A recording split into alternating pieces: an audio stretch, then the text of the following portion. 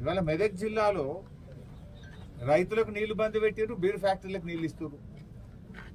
70,000 ఎకరాలకు సింగూరు ప్రాజెక్టు కింద 40,000 ఎకరాలు, గణపురం ప్రాజెక్టు కింద 30,000 ఎకరాలు, 70,000 ఎకరాలకేమో క్రాప్ హాలిడే ప్రకటించారు.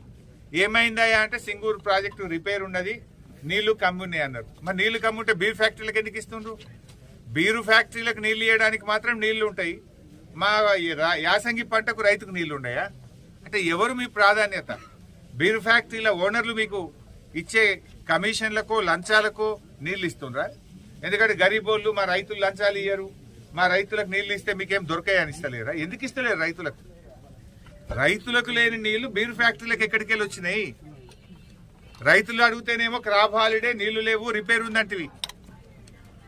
ఇవాళ ఎక్సైజ్ శాఖ కార్యదర్శి జిల్లాకు వచ్చి ఇరిగేషన్ అధికారులకు, కలెక్టర్కు బీర్ ఫ్యాక్టరీలకు మాత్రం నీళ్లు ఆగద్దు, ఫుల్గా నీళ్లు ఇవ్వండి, బీర్ ఫ్యాక్టరీలు మంచిగా చూసుకోండి అని చెప్తుండ్రు.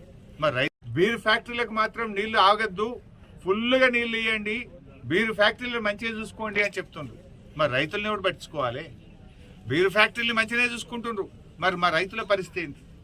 కేసీఆర్ గారు ఉన్నప్పుడు ఎప్పుడు క్రాప్ హాలిడే లేదు, పంట పంటకు నీళ్లు ఇచ్చినాం.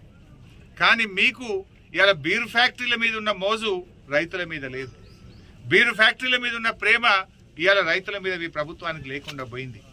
రైతులంటే చిన్న చూపు, రైతులకు ఎరువులు దొరికాయి, రైతులకు బోనస్ పైసలు పడాయి, రైతులకు రైతు భరోసా రాదు, రైతులకు బీర్ ఫ్యాక్టరీలకు నీళ్ళు ఇచ్చి రైతుల పంటలు ఎండబెడతారు. ఇదేనా రైతుల మీద మీకున్న ప్రేమ?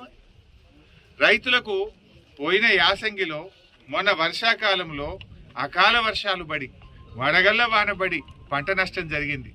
10,000 ఇస్తామని ముఖ్యమంత్రి హెలికాప్టర్లు వచ్చి చెప్పిపోయిండు, 10 పైసలు వల్లే ఇప్పటిదాకా. ఏడాది అయిపోయింది ముఖ్యమంత్రి గారు, ఇక రేపే ఇస్తున్నా అని చెప్పినావు నువ్వు. పోయిన యాసంగి రాళ్ల వానబడ్డ పైసలు, పోయిన యాసంగిలో అకాల వర్షం